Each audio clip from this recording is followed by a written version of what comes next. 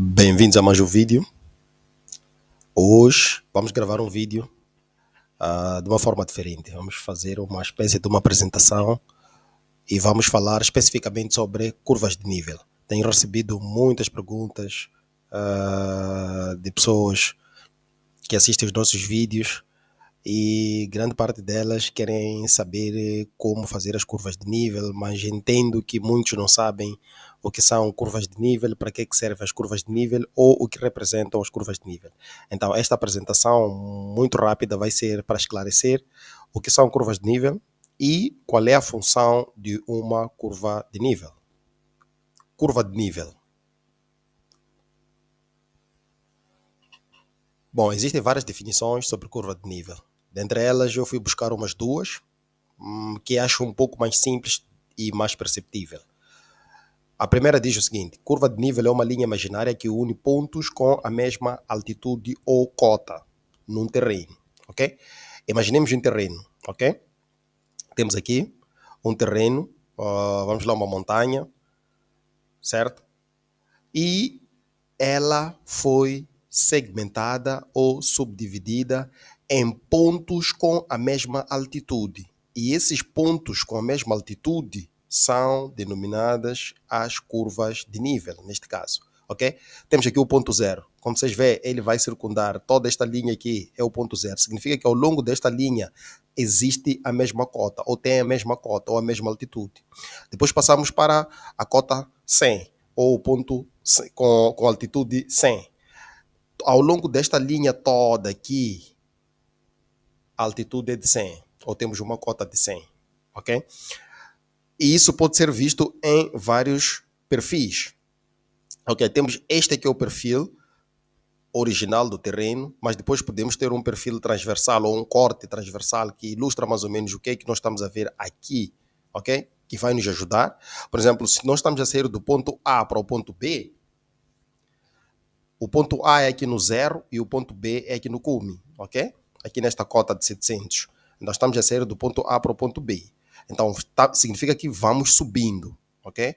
E ao longo desta subida existem alguns vales, ok? E existem algumas depressões, etc, etc.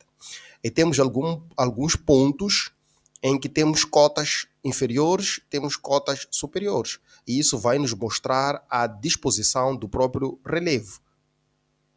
Então, significa que começamos daqui do zero, então vamos subindo, temos a cota número 100, ou a curva de nível 100, ok? Que é esta aqui.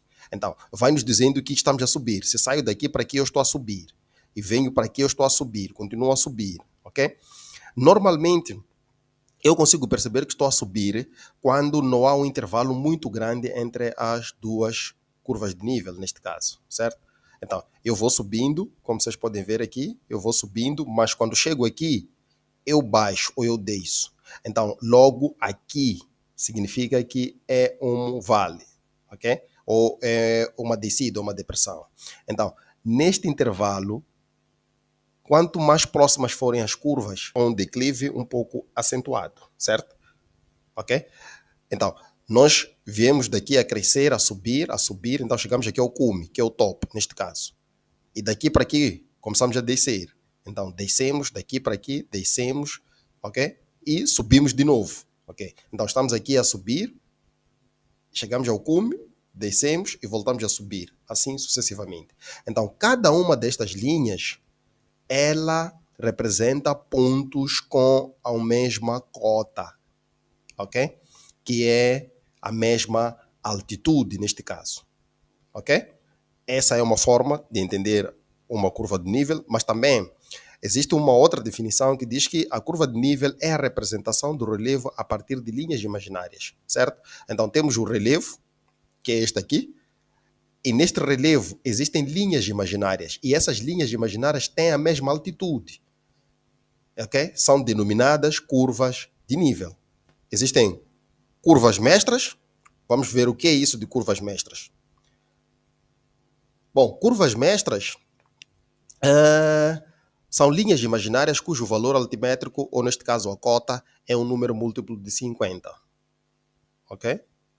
Essa é denominada a curva mestra. Mas existem outras características que podem nos levar a identificar uma curva mestra. Por exemplo, a linha tem uma espessura maior que as demais. Neste caso, numa imagem ou num desenho feito de curvas de nível, vais conseguir identificar a curva mestra porque a espessura da linha é diferente das demais linhas que estão nessa imagem.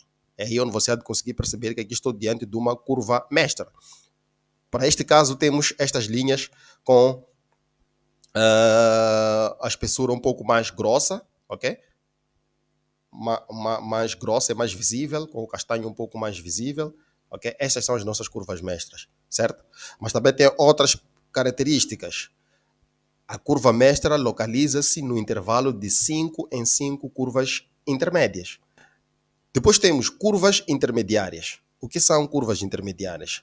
A linha, algumas características das curvas intermediárias é que a linha tem uma espessura menor que a curva mestra.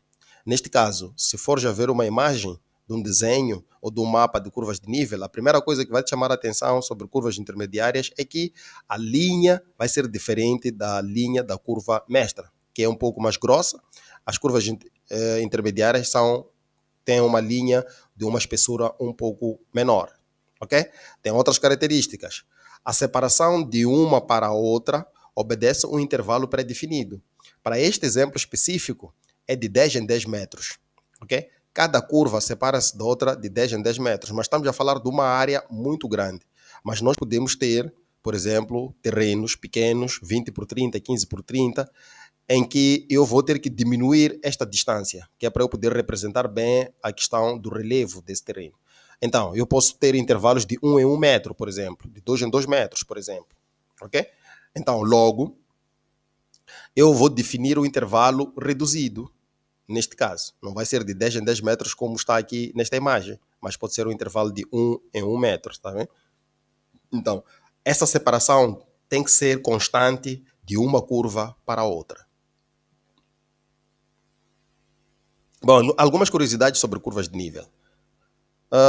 Primeiro, quanto mais afastadas uma da outra, mais plano é o relevo, mais suave é a declividade do terreno, ok? Então, como vocês veem aqui neste retângulo, quanto mais afastada a curva uma da outra, significa que estamos num ponto do terreno em que a declividade é suave, não é acentuada, certo?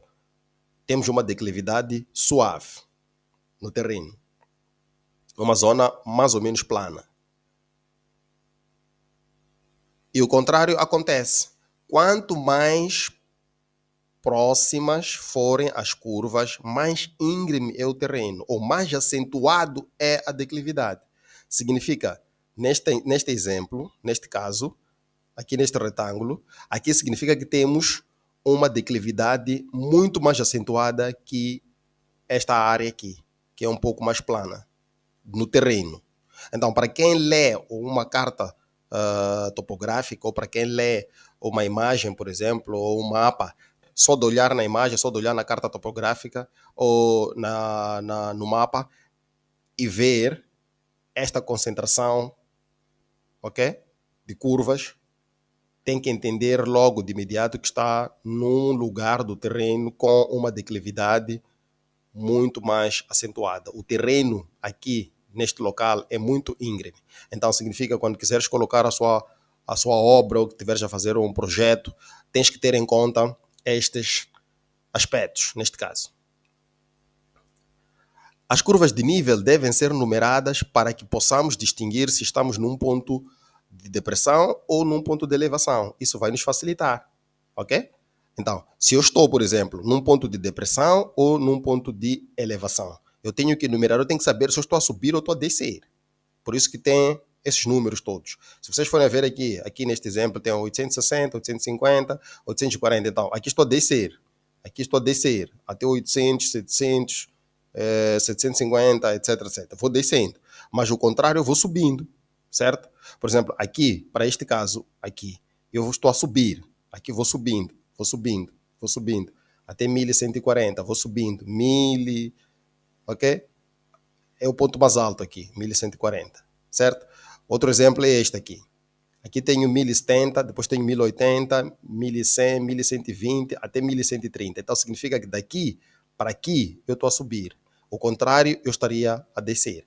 Bom, sempre que não for possível representar a curva de nível por inteira, no papel deve-se anotar o valor das cotas em ambas as extremidades da curva. Se estivermos a fazer um trabalho, vamos lá, de um cliente ou um trabalho que nos foi solicitado, de um projeto, etc, etc, o que nós temos que ter em conta é exatamente isso. Para este caso, por exemplo, temos um terreno, ok? Mas uma parte desse terreno, as curvas, nem todas elas fecham. Se nós prestarmos atenção aqui, nós vamos ver que temos esta curva de 60. Esta curva de 60 ela vai onde vai, depois volta, sempre vai fechar aqui, ok? Mas nós temos esta porção aqui só do terreno, certo? Ok? Ela foi onde foi, ela fecha deste lado, exato. Ela vem assim, vai e volta a fechar aqui, a curva de 60. E temos esta de 80, ela fecha exatamente aqui dentro, ok? Nesta área toda nós conseguimos ver, temos esta de 100 e temos esta de 90. E aqui conseguimos perceber que neste terreno nós estamos a subir, ok? Estamos a subir até aqui ao topo, onde temos esta curva de 100. Ok? Então, se nós fizermos uma representação num terreno, nós temos que colocar sempre o valor desta curva nas extremidades da folha, para dar a entender que esta é a mesma curva. Ela é de 70, ela começou, foi, chegou, virou onde virou, entrou daqui, veio, foi onde foi e fechou aqui. Então, tenho esta curva de 70, é a mesma que dá continuidade aqui. Mas pelo tamanho do terreno, ou pelo tamanho da área de estudo, neste caso, não foi possível, e a escala, não foi possível representar tudo ele aqui. Ok? Então, por isso que sempre que não for possível representar a curva inteira, ou fechada, neste caso, no papel, deve-se anotar o valor das cotas em ambas as extremidades. Bom, aqui temos um exemplo de algumas figuras, ok? Que podem nos elucidar ou nos mostrar mais ou menos aquilo que estávamos a falar, olhando para uma figura, vamos lá, de uma montanha ou de um local com uma certa elevação. E nós podemos perceber o que é que significa em termos de representação topográfica, neste caso, ok? Então, como vocês veem aqui, é a representação, esta é a curva de nível deste terreno, ou deste relevo, neste caso, ok? Como vocês veem, aqui nós estamos a subir, subimos, chegamos aqui no topo e temos este vale aqui, esta abertura, que significa uma depressão, ok? E voltamos a subir. Como falamos anteriormente, quanto mais próximos das curvas de nível, significa que temos um declive acentuado. Aqui neste caso, temos um declive muito acentuado, que é este aqui, ok?